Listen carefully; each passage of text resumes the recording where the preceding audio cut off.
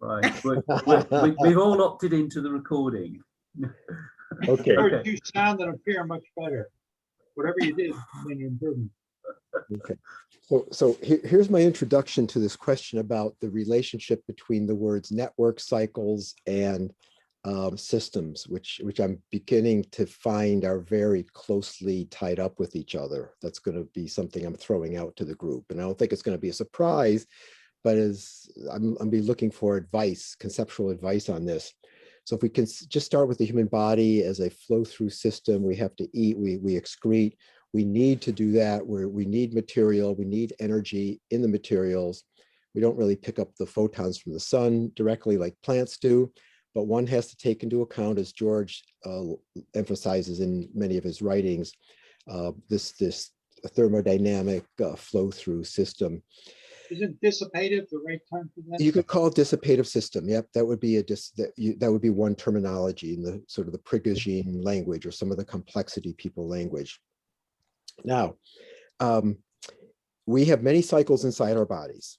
Many, we have the circulation cycles. We have nerve to muscle and feedback cycles. We have all kinds of really complicated biochemistry. I just read recently that an E. coli bacterium, a sort of a standard lab cell that's been a lot of research been done on, has something like 1,700 chemical reactions of various kinds going on inside it, simultaneously. And I guess that would involve the enzymes, which are, as Hofmeier will say, is molecular recognition. It's not exactly a chemical reaction, but it's nearly 2,000 chemical reactions. A very complicated thing, but it also inputs and outputs. In fact, our own bodily inputs and outputs, exports and imports, are evolutionarily descended from the first cell doing that and needing that. That's a factor of life. So we talk about, and I'm leaving out the cell cycle or the life cycle as a cycle, because that's something different. I want to talk about the metabolism, which actually Hofmeier had some good, he called it the metabolic cycles, in our bodies, or metabolism. And so what I'm getting to with this is that we are a system, we are a network, and to what extent we contain cycles, and this is, I want to concentrate on the moment to moment living at this point, not the life cycle is a slightly different thing. On the moment to moment reactions that are happening in our bodies, like with ATP, ADP, energy switches going on all the time. RNA is going to the DNA, picking up a pattern, going to the ribosomes. There's all these cycles in our cells, and as well as cycles in our bodies. Can we talk about the body being can we group those cycles, and similar to the way George does in his diagrams, think of them as one big cycle. I know you don't say this, George, specifically, but I'm in my own thoughts, is the input output with this complexity within, could we term it one big cycle, the way we would term the body a system and the way we would term the body a network? And with the rationale being input, output, input, output, input, output. Now the output's not the same as the input, right? Because we're extracting, and so in a way we're transforming, but the fact that it's iterative, the fact that we need to, that we eat in chunks, and we eat, and even on a cellular basis, it's on a molecular, over and over and over again. It's iterative. So that's, in a way, we are giant processing cycles, or we do a giant processing cycle. And then just before I throw it open to the group for discussion, I start thinking about networks and systems, that I can't think of anything that's very important that's not going to also be cyclic, or have cycles within it. you think of the network diagrams, and there's loops. This is the idea of strong connections versus the weak connections. As you go to the environment, the strong connections are inside, and weak connections weaker connections are to the environment. And so, to my mind, there starts to be a strong conceptual connection, shall we say, between cycles, networks, and systems. Okay. Let me sort out what you just said. Rolling From up the sleeves. a different perspective, a little different perspective, but it's in complete agreement with everything you said, of course.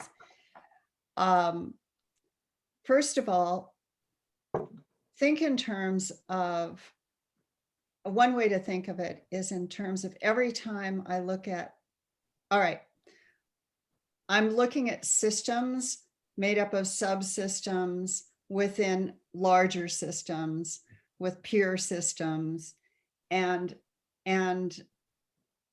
then I'm looking at them being made up of networks and cycles, and they evolve within things. And if I study cycles for a month and go deep into cycles, systems are cycles.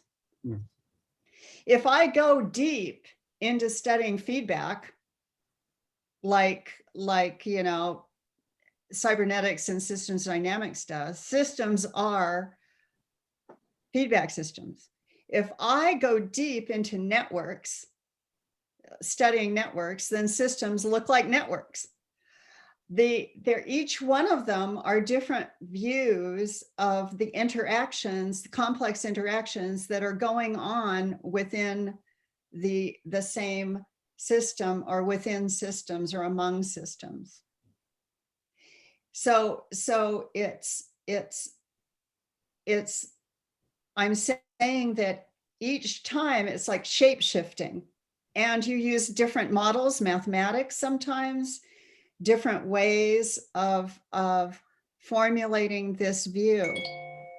None of the views are, okay, like networks are made up of cycles and feedbacks and links, and they evolve, and they have, the connections are weaks, which are bonds, and they form boundaries. They form communities within them. They cyclically interact. They form hierarchies. I can describe the whole thing with network theory, okay? But then I can shape shift over and describe the whole thing from the point of view of hierarchy theory. And hierarchies form through, I can describe emergence and self-organization. The whole thing can be described from that point of view. The whole thing. It's like a shape-shifting trip. Shape-shifting trip. What has happened is system science has been developing from different individual theories, right? It's been information theory.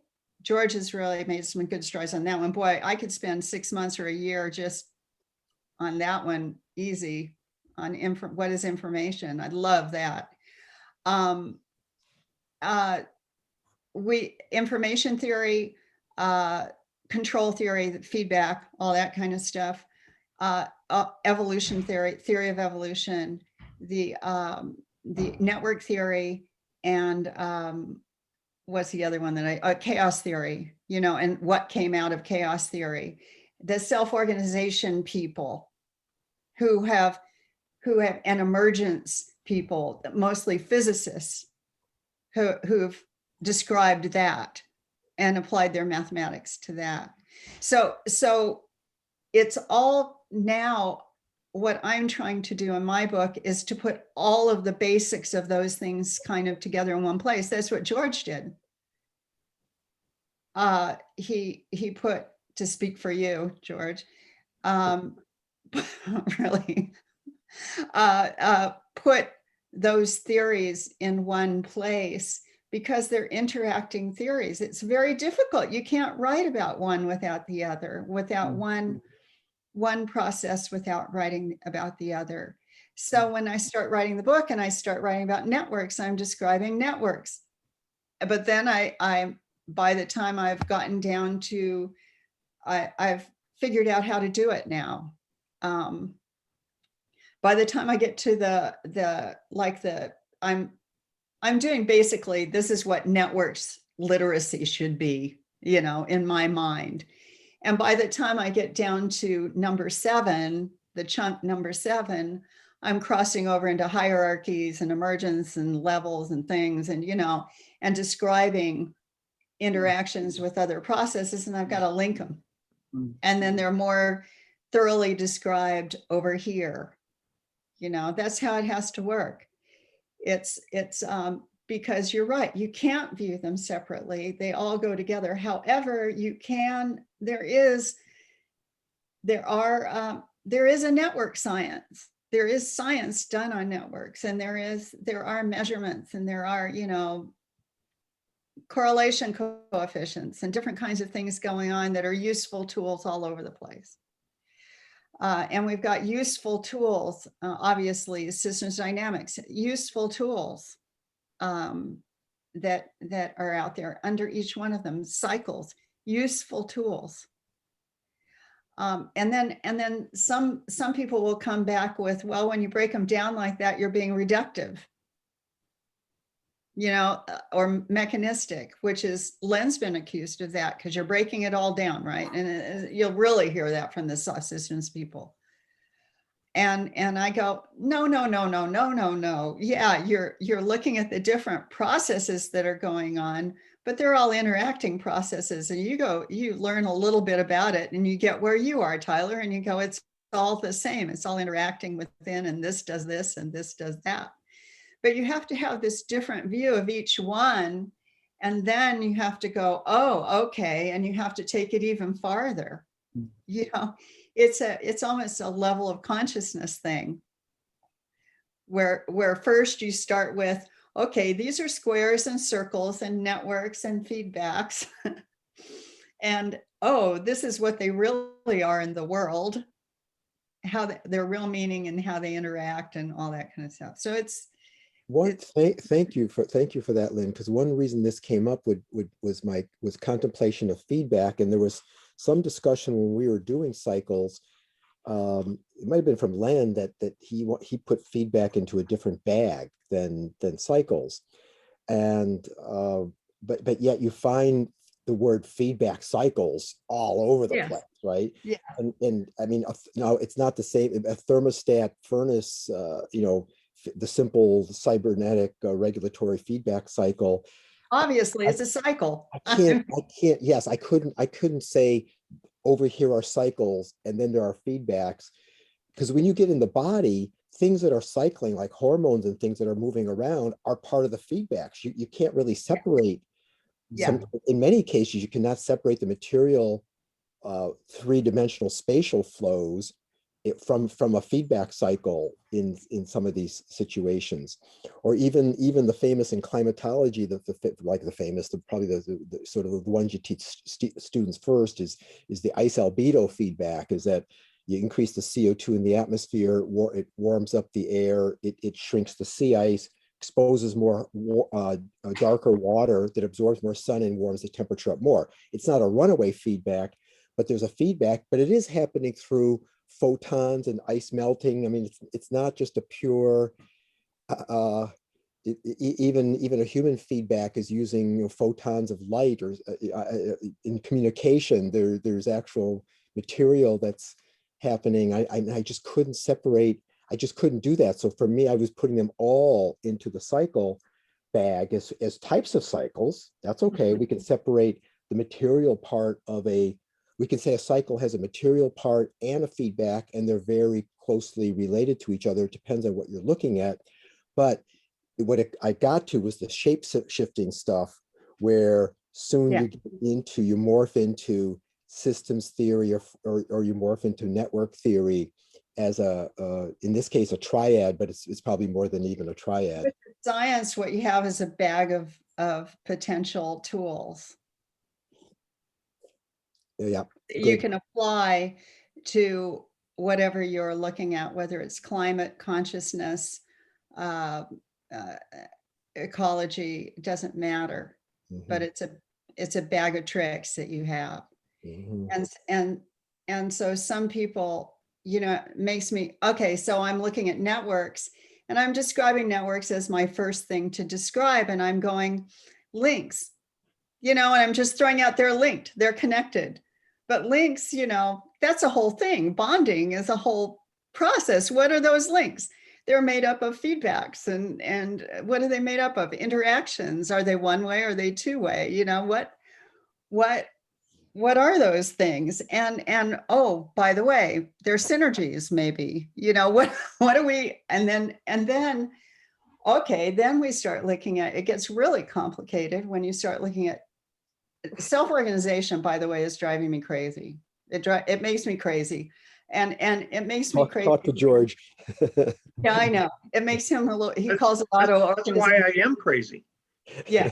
Well, it makes me, yeah, but it makes me crazy because it's, I woke up this morning thinking it should be called co-organization, organizing together, Mm. interaction. It should be, and then I get to synergy and cooperation.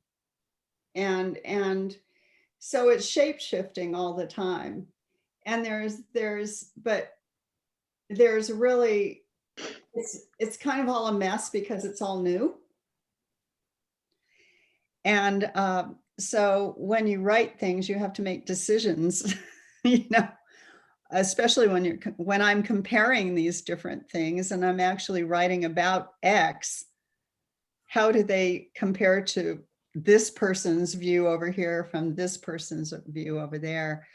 I'm tending more toward it was interesting last week to listen to cooperation, to John Stewart's talk. Thank you guys for bringing him in and all that. And I have to, Peter Corning, I'll tell you, I have to appreciate how he's saying, you'll hear it, spontaneous emergence from the self-organization people, like it's this miraculous thing because the sum is greater than the parts. And I'm going, this is not a miraculous thing. These are distinct interactions going on with these things, you know? I mean, That take time, yes. it take time and energy and follow certain patterns and yeah, so it's the characteristic of self-organization is a spontaneous emergence, like it's magical. When you say shape shifting, is that looking at things in different perspectives? Yeah. Okay. Yeah, I Yeah. agree. And this is the big challenge, is putting it all together. Yes. With analysis, you break things apart and you get smaller and smaller pieces down to elements. With systems, you put things together, synthesis, then you get bigger and bigger, and eventually you get the whole universe. So it's a much more difficult thing to do, but that's the essence of system science, I think. Well, in the process of writing this, I've been having to break everything down into what are they actually saying mathematically sometimes, and which is a real stretch for me, and modeling wise, and what are the words that they are using and their definitions, and then comparing it to others, which is a real reductive, you know, kind of exercise. And then synthesizing those things. How are they related to each other? How do they really work? And then how do I express it to a beginner? Yeah, that is We're all tough. beginners. In Yeah. the principles book, you may note that there are chapters, right?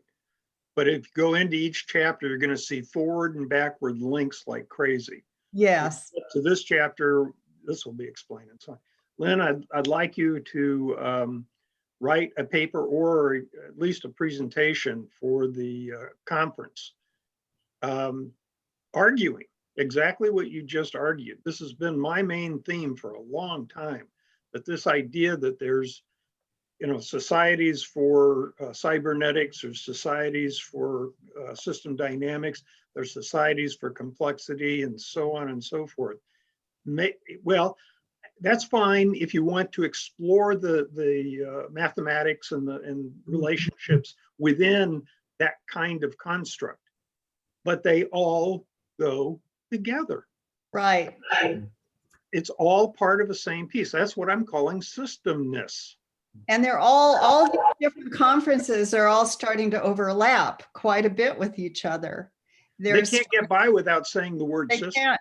Yeah. So when you look up something, say I'm tracking down cycles, I'll see cycles coming out of systems dynamics, or cycles coming out of complexity, or the cycles coming out of network theory. Yeah.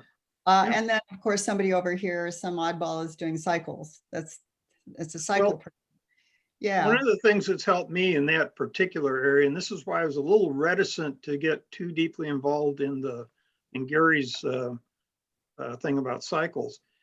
If you look at graph theory, and in particular, well, not in particular, but in addition, the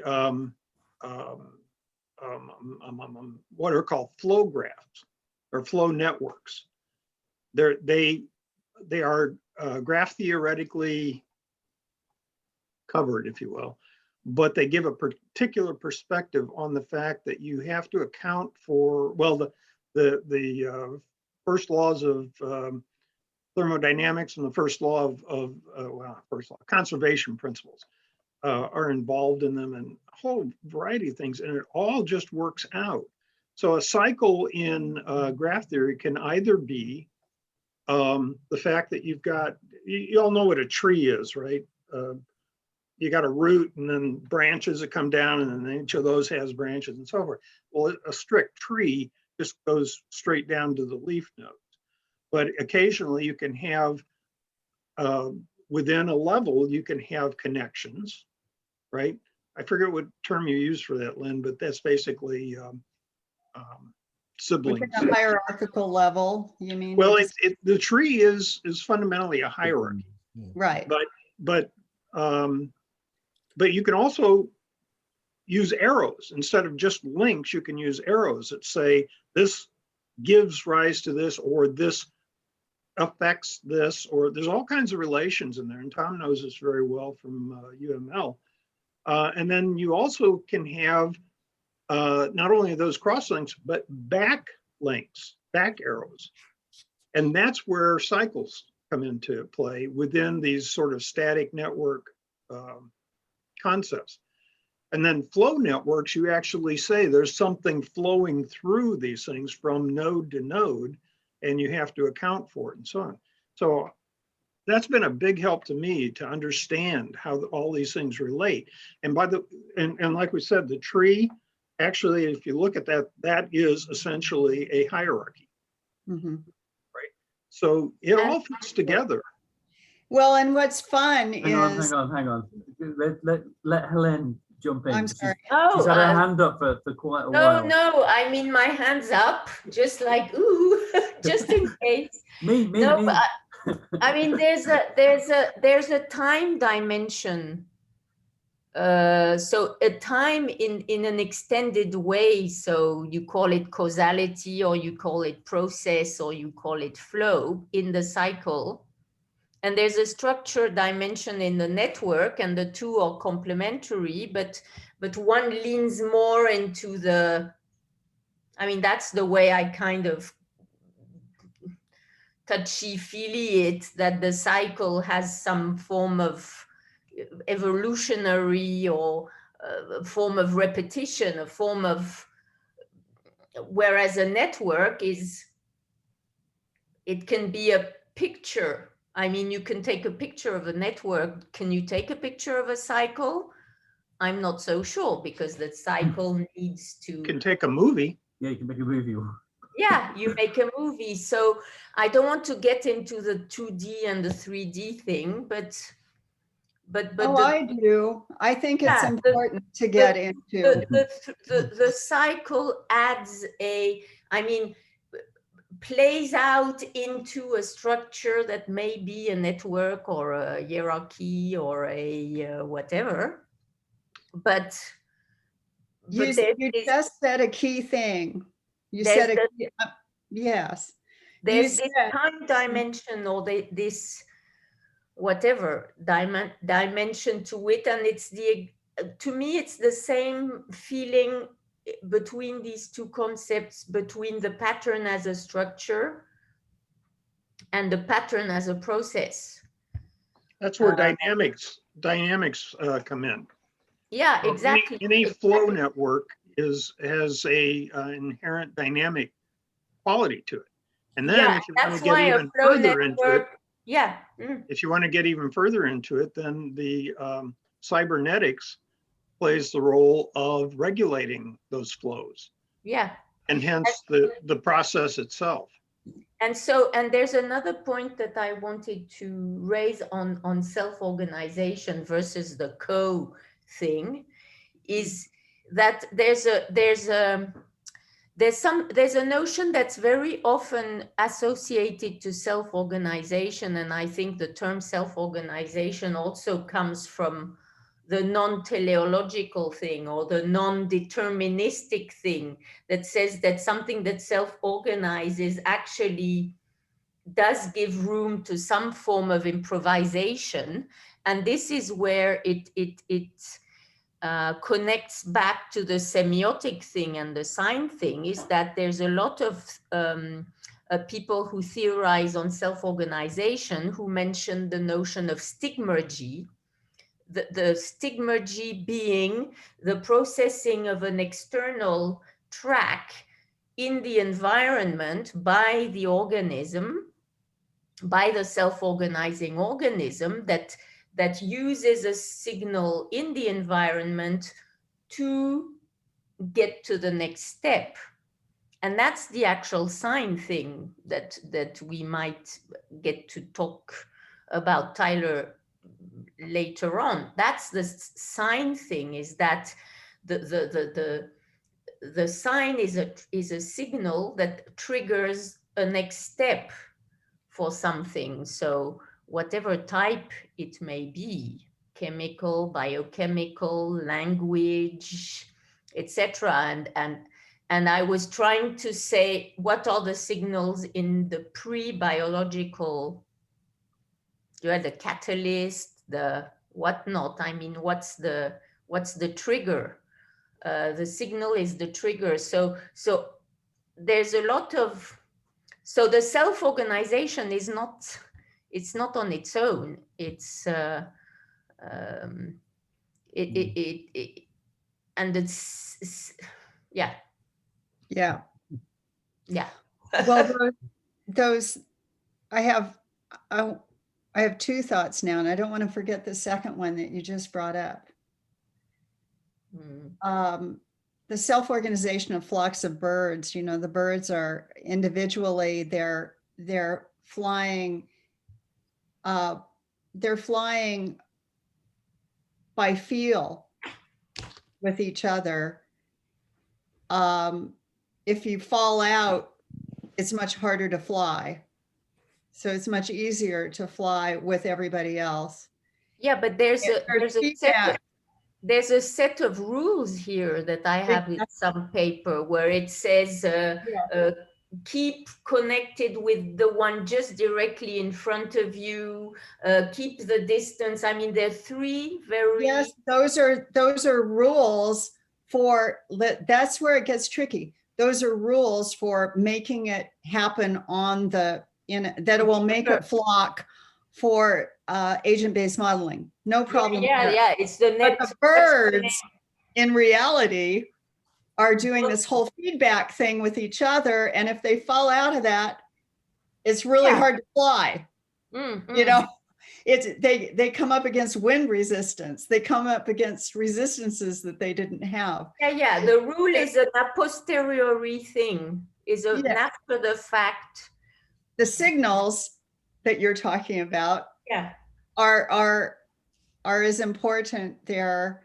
I haven't put signals into my thinking. I just wrote it in big letters with the big, Read my Thing. paper. oh, I am. I've got to read it again because it's been a while. And I've got to look at your last one, and I wrote it down, so. Well, my last one has been the last one for, well, it's almost a couple of years. Oh, good. Okay, then I have read it. I'll look at it Because again. with 'cause all now- the, all what's, yeah. Now I'll what's look at gone it in the shape past shifting a little couple bit. of years in my world, it's, Yeah. so I didn't publish, I mean, there hasn't been another one since. Okay, and I want to bring up something to me that's really key. Network as structure. The NetSci people produced a network literacy. It was at ISSS, you know, they came to talk.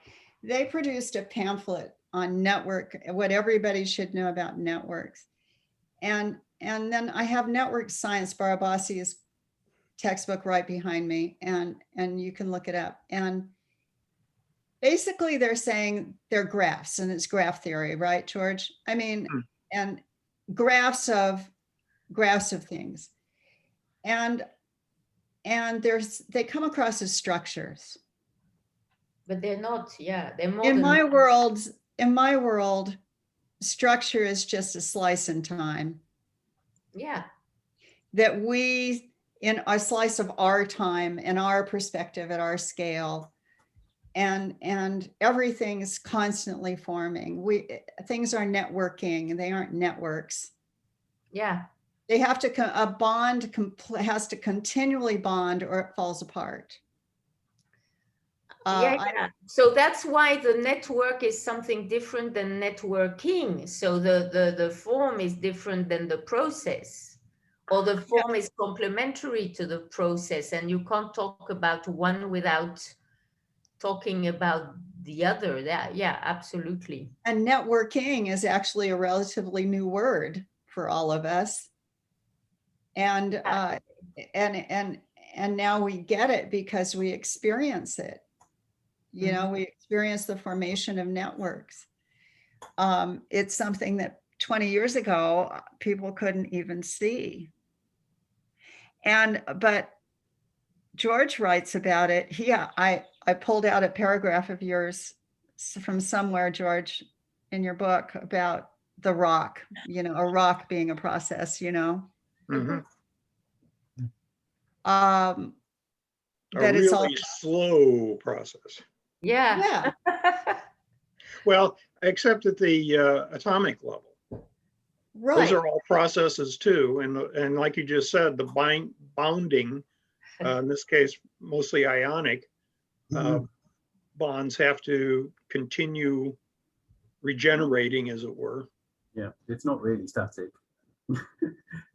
At But all. what's interesting is it comes back to what you were saying, Lynn, is that seen from one perspective, everything is the thing that you're actually, everything can be the thing that you're actually focusing on in a way. Because you extend it and you apply, I don't know, the scale or the. That's a very important point.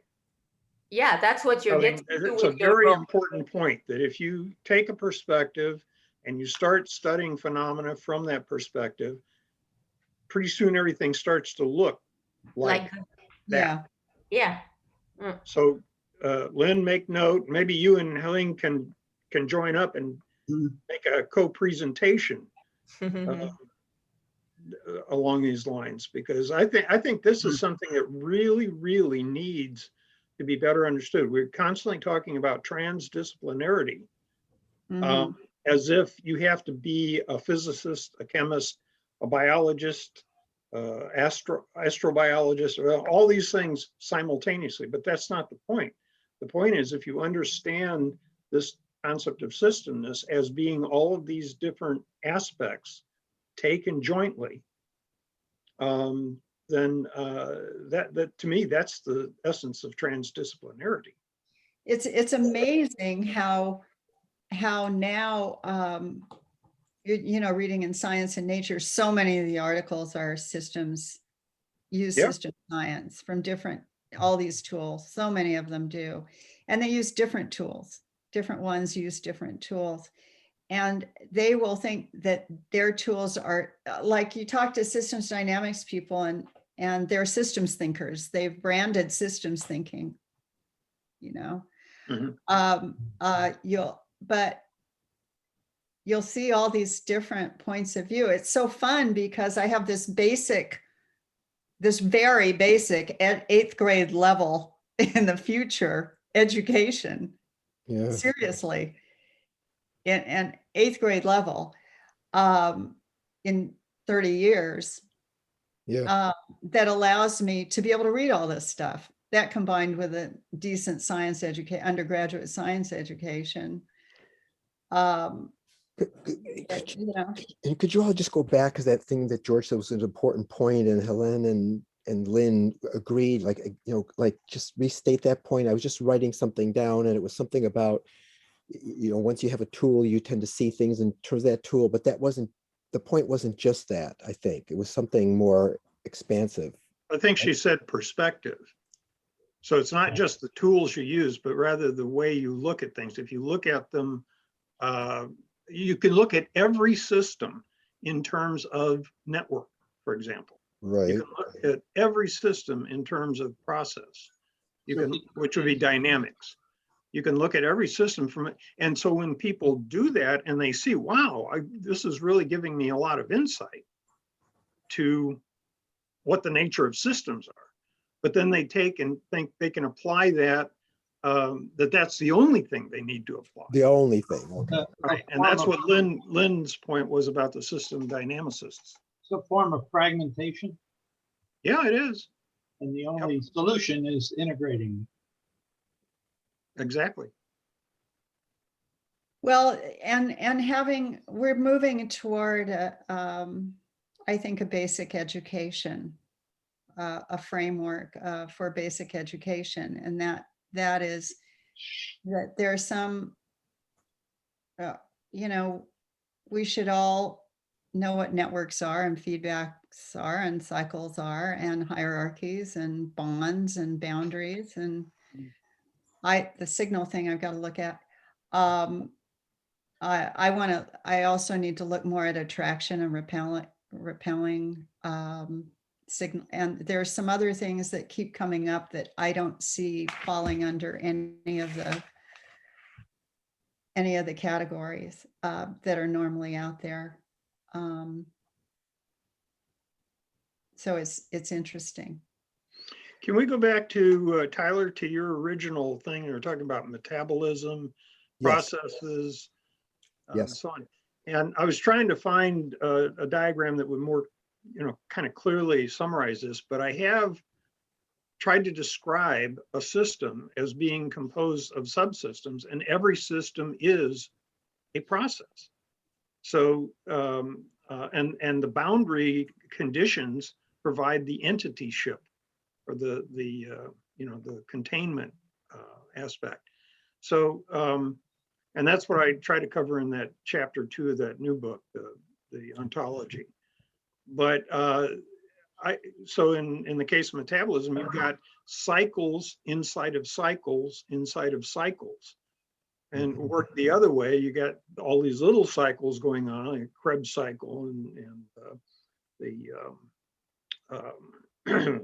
cycle of manufacturing of proteins and all this kind of stuff.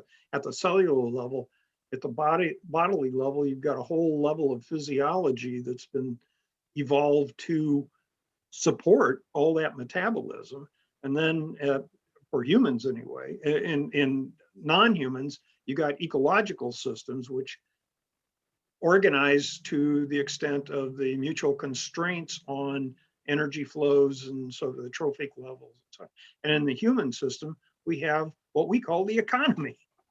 This is something that we invented in order to extend our physiology.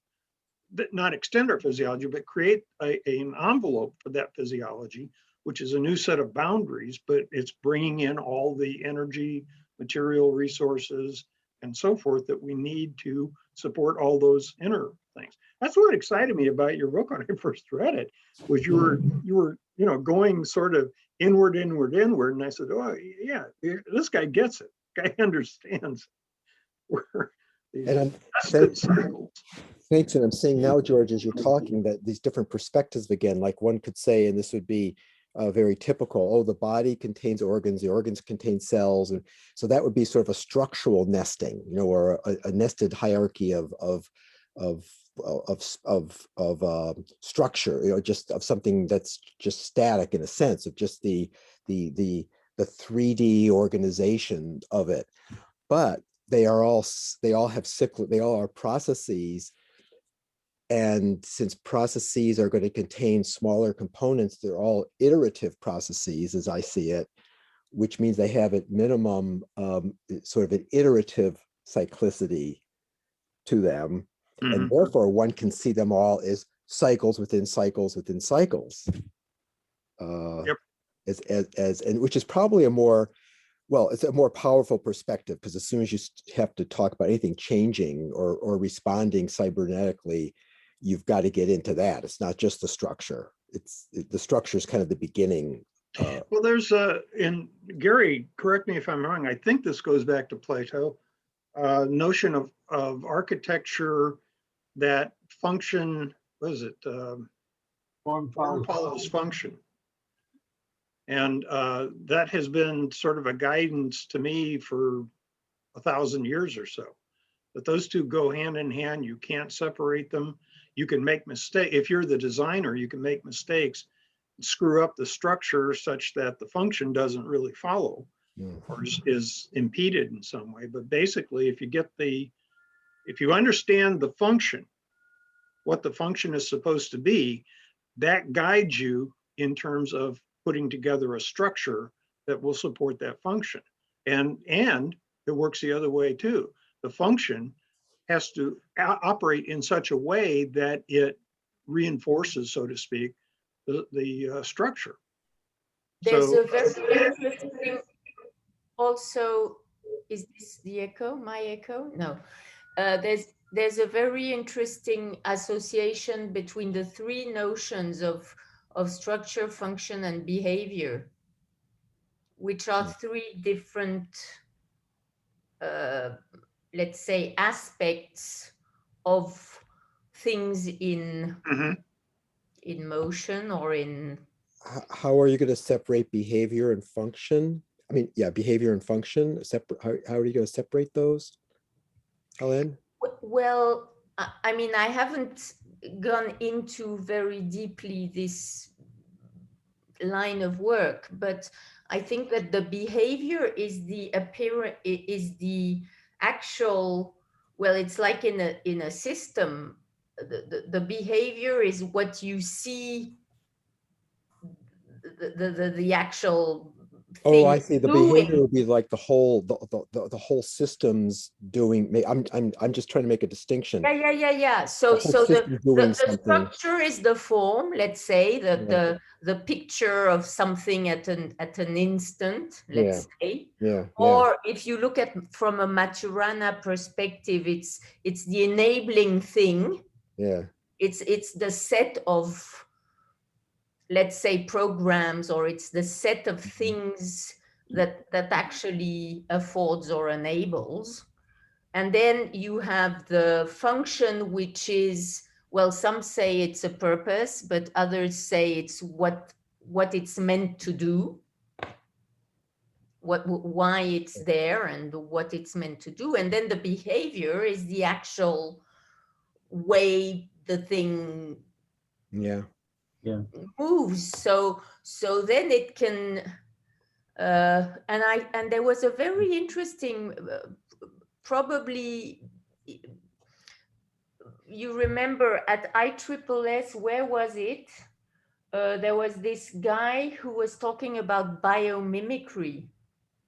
And he was telling how some experiences or initiatives in biomimicry were completely messed up, didn't work, because instead of mimicking, I mean, because there wasn't any realization of what we really wanted, what really was the to be mimicked.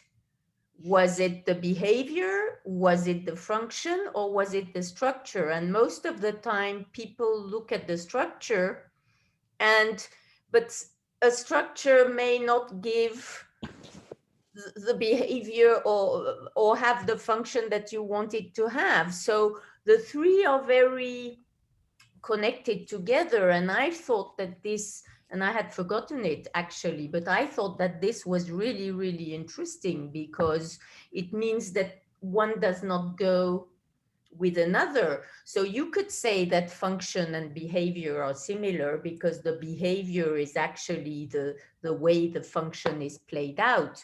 But if you're designing something, and so you're attributing a function to it, and you say, and the form derives from the function. Right. Well, hey, what happens? And I think this is the issues we're running into now in terms of sustainability, is that we create stuff for a certain function, but the behavior doesn't match the function. And so the thing is not fit to purpose in the end, because the behavior is running amok, or the behavior is being affected by some other element. So that's quite an interesting thing, because the three things work together, and you can't really say that one is more reliable. Can you? I was going to say, well, is one more reliable than another? I think the three need to work together. Yeah, I agree with that. Basically, I think that, and I'm glad you brought that up, because well, I have a real life experience with this in terms of form and function giving rise to behavior that, but basically what it says is you can define the function separately. Sometimes you can even do it mathematically. You can define that function. Yeah. And then you start playing around. Well, what sort of structure do I need that's going to emulate that function or produce that function, and its behavior should go along. Right? But here's the key. This is why evolution is a solution to these kinds of problems. That not all structures will actually support the function that you want to get. It will have behavior. The structure itself guides the behavior. We're going back to the cycles, these flow cycles and so forth. That'll happen. But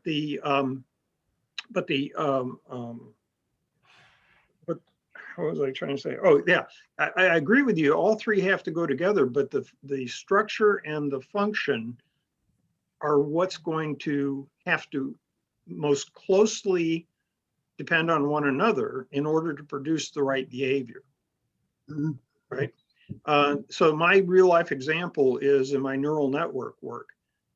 Back in the 80s, a bunch of people got off on the idea that neurons were really fundamentally, in the most abstract form, they're just nodes that receive lots of inputs. The inputs are weighted, and the weights can be changed over time depending upon the experience of the node and so on. And that grew into the common neural network that most people have been exposed to at one time or another, and the ones that are being used for driverless cars and so on. But it turns out that the way that those nodes learned is actually completely different from the way actual neurons work, and therefore what they can learn and how they learn it, the behavior of those nodes is quite different. And so I set off on a path to try to more closely emulate the dynamics of synapses as in terms of their weight changes and what's called efficacy changes. and ended up with a robot that could learn to associate bad stuff, good stuff with various behaviors. So my robot ended up looking like an animal wandering around looking for reward. And if it ran into something that it didn't want, it learned to avoid that. Whereas these the self-driving cars, you got to go and the robot learned it on its own.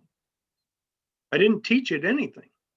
The self-driving cars, you have to literally download tons and tons and tons of data and process it in order to for them to learn anything.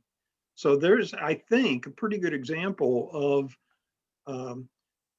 structure, the way the neuron and the synapses were actually organized, and function, which is to be able to encode a memory trace in a non-stationary environment, which means you have to include forgetting as well as learning, that produced realistic animal-like behavior, as opposed to what these common neural nets. Now, the thing about neural nets is all the engineers really understood this. This was simple for those guys to say, oh, well, here's a real quick and dirty way that we can learn new functions and do all this kind of stuff. And we don't really have to deal with the internal aspects of it. We don't have to write algorithms, for example. We can just let the neural network learn the pattern. Because it's about patterns, and it's about learning the patterns, or it's about recognizing the patterns that accumulate. So we're in the signal again, that accumulates to generate a behavior. And it doesn't only work with sentient beings, it can work with AI or with deep learning stuff. Well, I got to stop you there. The deep learning has got a lot of PR going for it, but it isn't really any different than the stuff that was being done in the 80s. The only difference is the machines have gotten really, really big, lots and lots of memory, faster and faster processing. So they're able to support deeper networks. But they're also model-less, if I understood well. Well, anyway, this is not the topic of the... Well, yeah, I was just using it as an example. Yeah. No, it's good. Hey, I see Tom's been holding up a book here. Yeah. I don't know Tom. how well you can see this, but this is a Oh, yeah. diagram from a book by Jared Jadagi, who worked with Oh, yeah, ACOG. Garage Dagi, that's a great, yeah. And he combines function, structure, process, and purpose. And the one I held up is sort of a generalization of that, but he gives an example of a heart. And the function is the pump. And the structure is 4 muscular chambers, valves, output pipes, input pipes. The process is push and pull, alternate contraction and expansion. And then the purpose is circulation system. And he goes on, starting something small and getting bigger. Yeah. And I see it as a way to apply synthesis. It's called systems thinking, managing chaos and complexity. It's from about 15 or 20 years ago. Sounds good. He actually lives in the next town from me, and I picked up the book by accident, and at the end it said, if you enjoyed this, I'd be interested to hear what you think of it. So I sent an email, and I looked up the guy, and I found out he was an associate of ACOG in the University of Pennsylvania, and he lived in the next town from me. So I sent him an email and said I'd be happy to take him to lunch if he would have a lunch with me.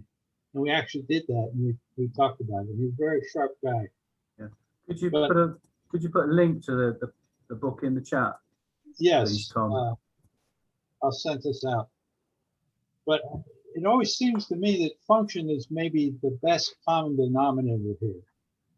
I never found any single thing that seemed to comprehensively cover what's going on. And see, part of it is the issue of the different perspectives that we were talking about earlier, where everyone looks at it as a different perspective. Mm. And we somehow need to put it together. And I'm not sure whether our words are sufficient to be able to do that. Yeah. So it seems like function might be a good way to start. I've always visualized a kind of hierarchy of function. Or I initially thought of it as terms of property, but I think it might work better as function. So you have what individual particles have, and as they combine into systems and hierarchies of systems, they're able to do more and more things, more and more functions. So it seems like there should be a hierarchy of function, and every function that humans, for example, have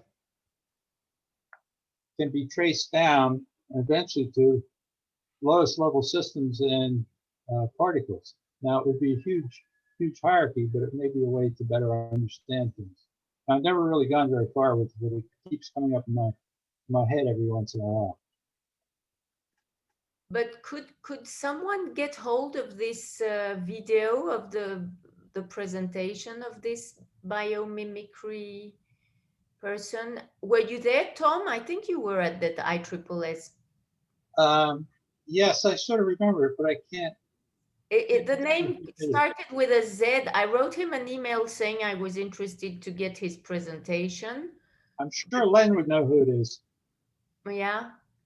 I don't remember who was the chair of this ISSS. I think it was the year before Peter. I remember this huge room. I'm wondering if it's not the year where someone fainted in the... Was it in Corvallis? Yeah. The first time in Corvallis. It's probably the first time in Corvallis before Peter did his patterns of nature, patterns of thing. I think so. Yeah. There was someone that spoke from Seattle or Portland that George might know. Oh, no, that's Michael Mahaffey, isn't it? Oh, not sure. Anyway, but in the meantime, I found the same schema that he showed, and I have it. If someone's interested, there's a theory about it, which is quite interesting because in design, it actually takes the whole thing, and it also does it in a kind of between what is actual and what is expected also. Yes. I can look this, I can find it if you're interested and send it by email. There are a couple of good books out on biomimicry. You know, the typical thing is spider webs or ocean mussel, byssal threads and so forth being stronger than steel. Their websites are beautiful. The Beautiful. guy, I think, was referring to a thing about lizards or geckos. Yeah, the pads on their fingers that allow them to like Spider-Man, huh? Yeah. Well, that's goes back to my example in the robot brain. I looked to nature and the dynamics of how real synapses were known to work to take my inspiration from a natural system, thinking nature had solved that problem. And, you know, to try to over abstract it and make it so simple that, you know, anybody could write up a computer program and blah, blah, blah. Do it. About 10 years ago, I don't know how this applies, but about 10 years ago, I attended a few annual meetings of Toward a Science of Consciousness conferences in Arizona. And I was kind of obsessed for a while with neuroscience and what was going on. And I was reading quite a bit. And it was really interesting it's a conference of philosophers, but also scientists and neuroscientists. And so I was listening mostly to the neuroscientists and. I spoke at one of them, Okay. so I know the scene. Yeah, you know the scene. So I was really following more the neuroscientists, and the people who I most related to, who, because of my history, but really I thought had a better handle on the brain as a whole and consciousness and behavior as a whole, were the physicians who became neuroscientists. They understood the relationship between anatomy, physiology, and behavior. And you could say form, function, and behavior. They got that. They got that they were looking at emergent levels, even though they didn't have the language. They got that they were looking at hierarchical levels, even though they didn't use that language, because they work in it and they were trained in it, and they see these wholes operating in these different levels. And it was very clear there was a big difference between that group, the few physicians who became neuroscientists, and the neuroscientists who were chasing neurons patterns. Walter, my favorite story is I listened to a workshop given by Walter Freeman, and he was describing neurons, and then neuronal populations, and then whole brain areas, and how they all work together in the entire brain, and the entire brain breaks down into chaos and reforms up 5 to 7 times every second.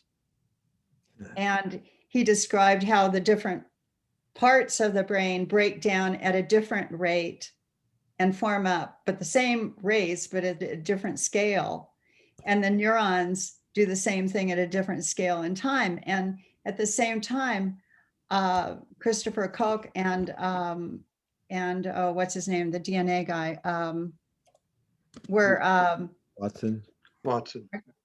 yeah. Crick, not Crick, Watson. not Watson. Crick were saying they were looking for the neural correlates of consciousness. So I'm sitting there, and it's question and answer time after this really involved, incredible workshop. And this physicist raises his hand and he says, well, what do you think about the neural correlates of consciousness?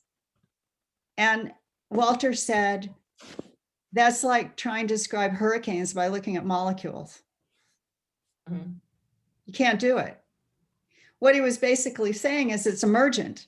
It's emergent from 3 different levels. And he described that the whole time. And if you knew the basics of hierarchy, you knew the basics of emergence, you knew these basics, you'd know that's how it works, that you could never find consciousness by looking at neurons.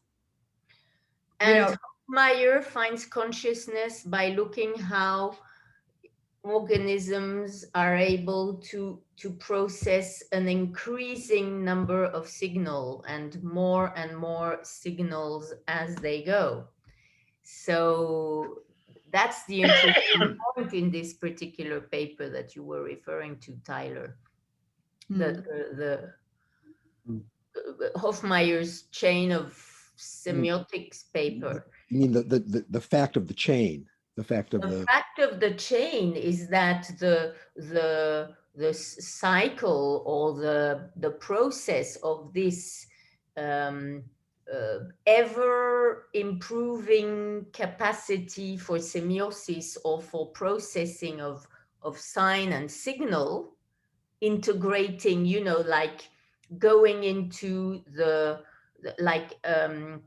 bringing into the adjacent possible thing that, like you push the limits as an organism each time, not in a conscious way, but increasingly, and then it becomes incorporated in the DNA or by accident or not.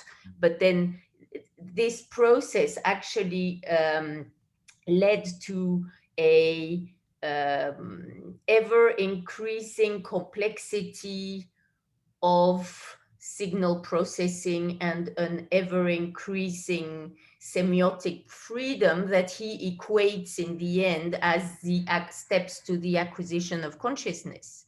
And that's really mind blowing. I mean, to me, it's one of the most interesting explanation, because it actually shows how it can have occurred in a way which really is holds, I mean, which has a process and which is actually defendable.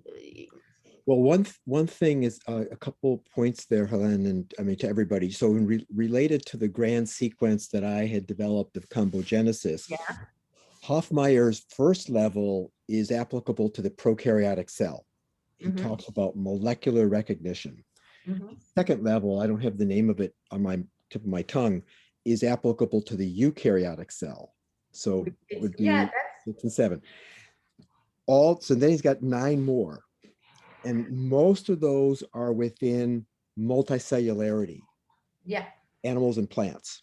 Mhm. And he very wisely, I thought, and very, very well, the endings, the later parts of them, like sentience and consciousness, and maybe the one before that, he's very cautious about that they're not just human, because he's very good, we don't really know. So in a way, Yeah, the play and stuff. Yeah. play, what play, yes, the phenomenon of play, which is, he said, difficult to define, but people do define it. So I thought that was very good, because we don't, there, all those things clearly get enhanced a lot with humans, right? Once you get language in there. But I thought that was quite well done. But I just wanted to bring up to everybody. So this Hofmeier's first stage is the prokaryotic cell. The second stage refers to the eukaryotic cell. All the other 9 refer to multicellularity merging into humans. He's also got some really good stuff about learning being an evolution-like system. I don't think he quite calls it that, but in my terminology, it's a cognitive PVS. It's propagation, variation, and selection. And he does do a lot with selection. Now, with regard to your interest, Helene, of like pre-biological semiosis, one point Hofmeier makes is that to have these systems of semiosis, you have to be able to define a mistake. There has to be an error. It's the possibility for error is in there, which I thought was an interesting point. If you take that he's right on that, one can see the biological applications, because one could say, oh, that organism, it would have been better for that bacterium to have recognized that virus, for example. Mm. That's going to be hard to do in your quest for the semiosis prior to biology. You and I can talk about that more at some point, but that's, yeah. There was this guy called John Tordell, was it Tordell, who came into the conversation in the group of John Kinnaman about relational theory and stuff, and who said, I invented the theory of cell communication, and from studying cell communication, I got back to the Big Bang to explain how it applies retroactively. But every time someone tried to engage with this guy, he kind of said, no, what you're saying is total crap. It's unscientific. It's this and it's that. And I was saying, well, I'm just saying stuff, or we're just saying stuff in other terms than you are. So let's confront the terminology, or let's confront the stuff. But I really do want, without him, to go into what he came up with, because I'm very interested, and I still didn't understand by reading very superficially some of his work and trying to understand what he was writing in these email conversations. I still didn't understand how he went from the biological to the non-biological. And I don't know if someone else followed. Did you follow the conversation, George? No. I'm sorry, I keep dropping out, Oh, Um, sorry. and I've got to Gary. leave here in about less than Oh, 20 yeah. minutes. Well, okay. Would you? Yeah, I'm would- sorry about that. Mm. But that would be an interesting thing to look at because it could, Tyler and George and all these combo, steps thing be an interesting addition to see what this guy had to say on this. Well, I will look at the recording. When Yeah, Gary well, posts I'm gonna be hard, and Gary, I'll just turn to you in a second. Yeah, I'm gonna be a tough one to crack on this. That not that biology and culture are major breaks, but they are breaks in the kinds of dynamic. They are fairly new inventions of the kinds of dynamics, and so we can talk about relationships between electrons and nuclei of atoms. But I'm going to be a tough one to convince that we should, in one sense, we should lump them all together, which is what I did in my book, Quarks to Culture.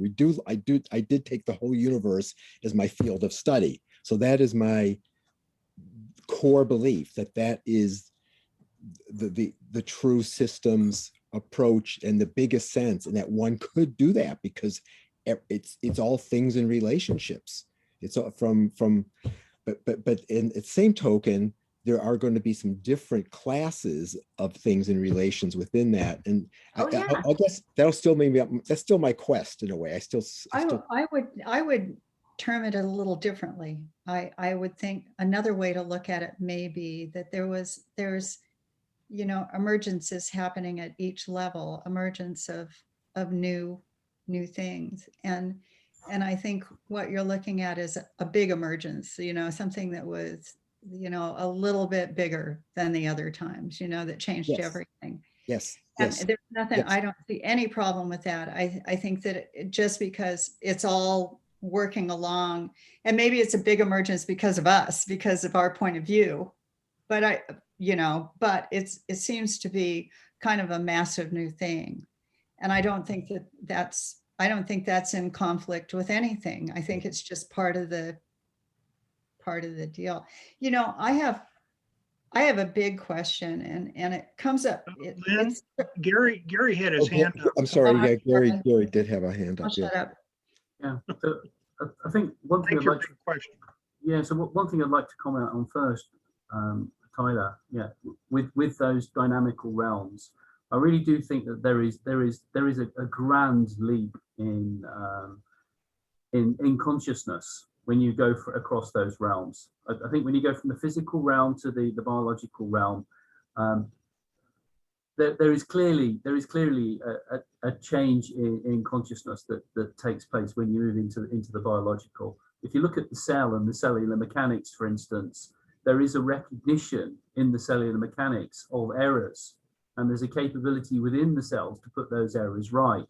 With the activity of the p53 enzyme, for instance, within the nucleus, there is clearly a very complex mechanism for dealing with errors in cellular division and cellular growth. And then when we leap into the social realm, again, there's a massive leap, I think, in consciousness. And when we get into realm 13, again, there may well be again another massive leap in consciousness, the global consciousness that we at least foresee the possibility of. Yeah. Now, the thing I really wanted to show again, and I'm aware that I might be banging on about this a bit, and I want to I don't want to do that, but I think that this table here, when we look at these different perspectives, these concepts that we take, which relate to at least these ones here, these ones here relate to all types of systems. These are inherent in all kinds, across all three dynamical realms, and I think that these concepts here become more and more important as you go up in those levels of complexity. Now, when we talk about form and we talk about identity and behavior, these are things which relate to the thing itself, potentially independent of its environment. So here we've got things like structure and network and integrity and form and wholeness and boundary. So these are concepts which relate to the thing and the togetherness of the thing itself. And then we've got the behavior, which relates to the processes, the activity, the dynamics, the influences, interactions. So this is the dynamics, the behavior of the thing. Yeah. But on the other side, you've got the fit, which represents the perspective of the environment. And also we need to remember that every system is itself an environment for its subsystems. And this is where fitness is determined. This is where the value of the things that make it up are judged. So here we have the perspective of the system of the things within it, and perspective and judgment and fitness and the perceived benefit, its use, the selection processes. This is all part of value and the qualities of things. Now the thing in the middle is the function, and functions change through the states that the system goes through. So as you move from state to state, its function changes depending on its state. So this is the function in the middle. This is the capability that the thing and its behavior provides in the context of its environment. So I think that all of the things that we were talking about earlier, when placed into this context, really help to make more sense of it. So Gary, this generally looks really good with me in terms of a flow of some kind that, just makes sense. But when you get to, so just a question, when you get to the function part, the second column where it says theories of capability and purpose, how, does purpose start kind of dancing into fit in some way? Yes. Yeah. Yeah, I was having a conversation with a colleague earlier because I was talking through this whole framework with him. He's a systems engineer, and I was explaining to him that me as an individual, it isn't solely me who determines my purpose. Yeah, I have a say in it, but I am a system within many systems. Yeah, and my behavior and my function is determined through almost like a discussion between me and all of those different systems that I work within. Yeah, my purpose is not solely determined by myself. It's determined by my interaction with all of those systems within which I am a part. Yeah, so I have a certain behavior, yeah, which is part of me, but my function and my behavior towards the functions that I offer to the systems within I interact, the judgment of whether I fit or not is determined by those systems within which I exist. So have you thought at all about the time scales here are a way that function and fit are separable to some extent, where function is a little bit more in the here and now, a little bit more moment to moment, and fit, at least from the biological viewpoint, function would be, like say, the time scales of a bird living right now. Fit brings in evolutionary factors of its longer term fit with resource availability, not just right now, but kind of on a longer term. And even when you're talking, you seem to be talking in time scales as well. A human being functioning in a day-to-day work, but then the fit is the annual review or something like that. I think there's certainly something to that. I'm going to have to I'm gonna have to Yeah, log okay. off pretty soon, and I want to agree with what Tyler said Mhm. and what you just said. What I was going to say is I think this is exactly right. What I'd like to suggest, though, is that fit is an ongoing changing process.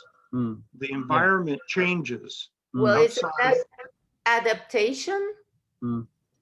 Well, no, evolution, adaptation, that's a whole different subject. Ah, Yeah. no, function But the- is adaptation and fit is evolution, right? No, I don't know. So along those lines, yeah.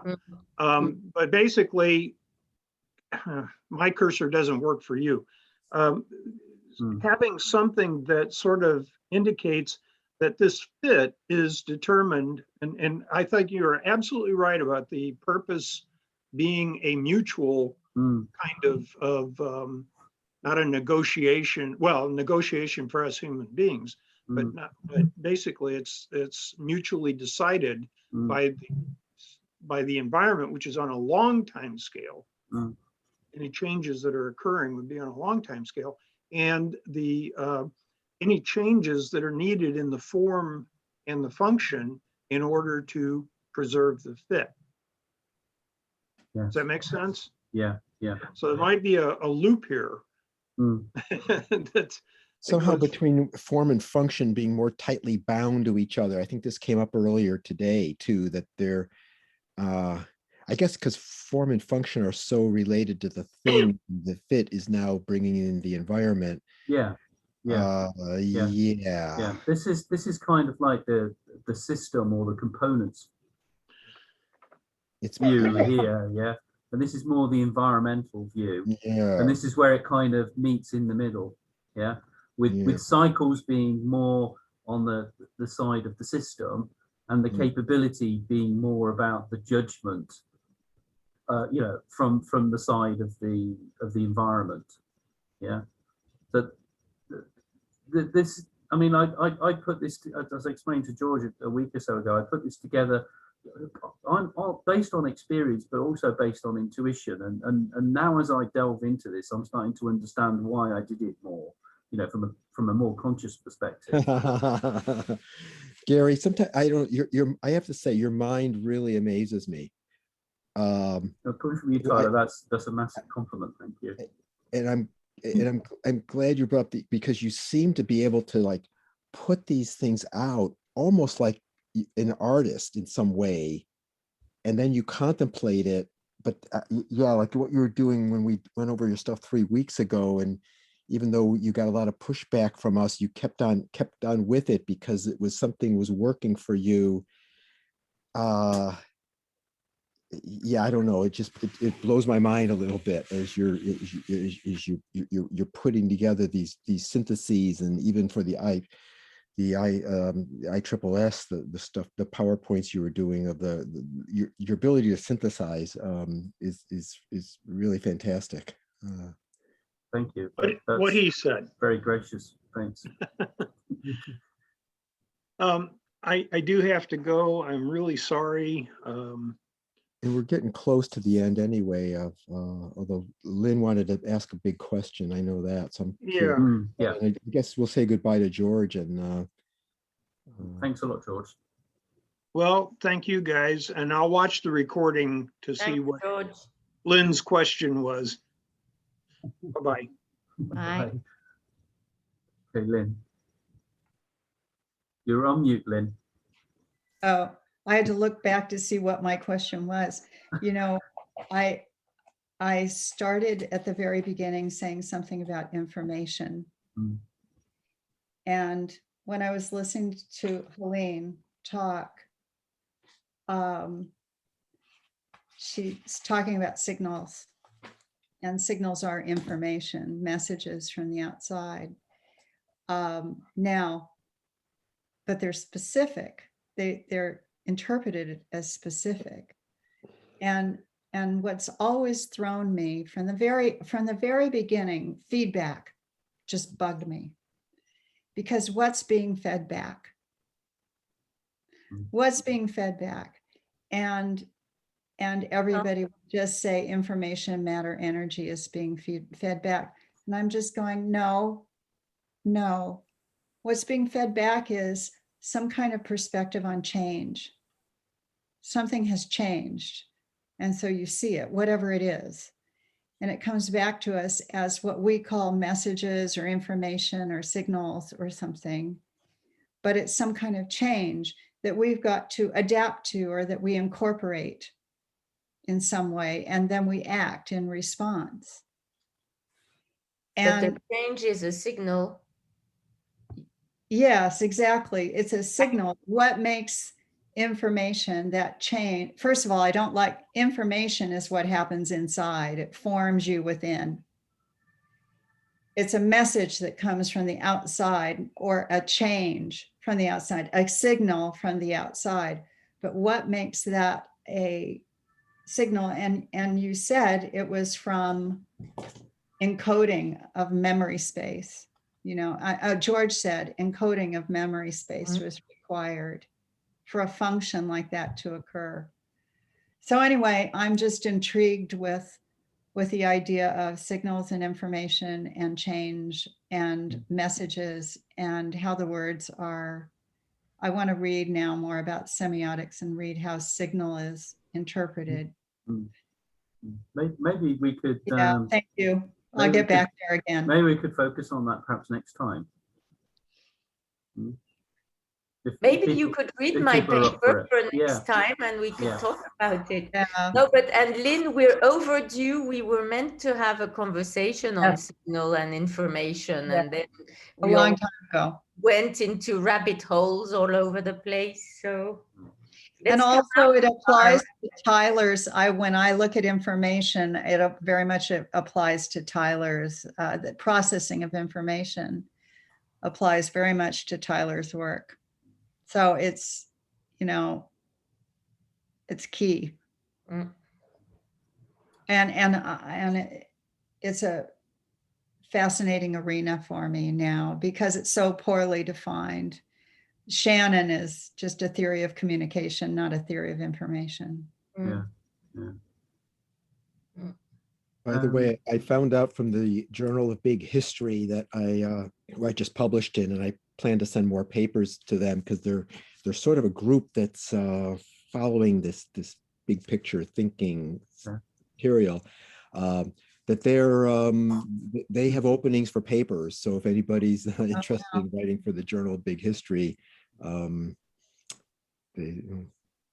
Tyler, I want to thank you for the reference you sent to me about the knowledge organization system encyclopedia article.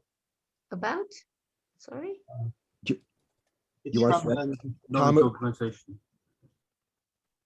Tom, we lost you there. the knowledge organization system, KOS. It's an encyclopedia. It's a huge amount of stuff. I do want to share screen. Can you pull it up and show people a couple of what this person did? I just sent it to you because you seem to like the central person doing these categorizations. Is it Anthony Judge? If you don't mind, I'll send it out to everyone and with some comments. But Is it's it- really definitely some new insights. But it's a long time study because there's so much in it. Is it Anthony Judge? Is it the Encyclopedia of Human, I don't know what? No, it's Mm.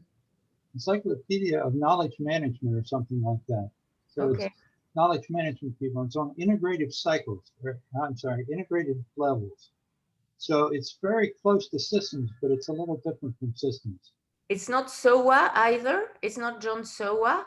No. Okay. But I'll send the reference out to you. Yeah, That's if a you could lot do of some really comments, 'cause- interesting stuff in it.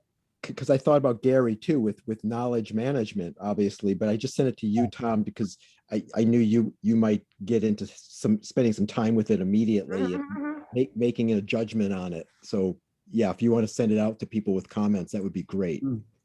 Maybe we could talk about the relationship between data, information, and knowledge next time. So, Okay. so when's next time? Is Should we it? go back to first Saturdays? Is that easier rather than having to switch to second Saturdays? I could switch it back again if you like. You Oh. put What first do people Saturdays. feel? What do people feel? Does it matter? Or? No, because that's the Easter weekend. Okay, So second Oh. Saturday, Yeah, Again. I'd rather have the second Okay. one. that, okay, Sorry. Helen, thanks. I honor Easter too. I want to have some fun. Well, I don't mean that. This is fun. This is, but No, but I mean, it's a long weekend, so even if nobody celebrates, it's free time, family time, or, Yeah, you know, Yeah. it's always hard to. Maybe the chance to actually go out. Wouldn't that be Yeah, nice? exactly, to actually do something. And Yeah. but so are we going to talk about signs and Yes, semiotics? science, semiotics, information and knowledge. How about we do that? Wow. Okay, Cool. Okay. Gary, write that down before you forget it, or you got it in your mind. want me Science, to prepare? semiotics, information and knowledge. Yeah, if you could put together a presentation. And throw alphabets into that. Yeah. I'll try because Yeah. on the 7th of April, I need to go and sort out my my storage, Oh. the stuff that I have in storage to move into my new apartment. So Yeah. and I've got pretty much to sort. So I hope I have physical time to put something together. I'll That'd be try. great if you could. That'd be really Well, appreciated. anyway, I have presentations. Yeah, I can, you've got loads of stuff. Yeah, yeah. Okay. Any last words from anybody? Thank you. Yeah, No, thank you. thanks. That was great. Lovely Pleasure. conversation. Yeah, nice. Okay, take care. Right. Goodbye. Bye, everybody. care. Enjoy Have the a rest of your nice weekend. day. Bye. Yeah, you too. Bye-bye.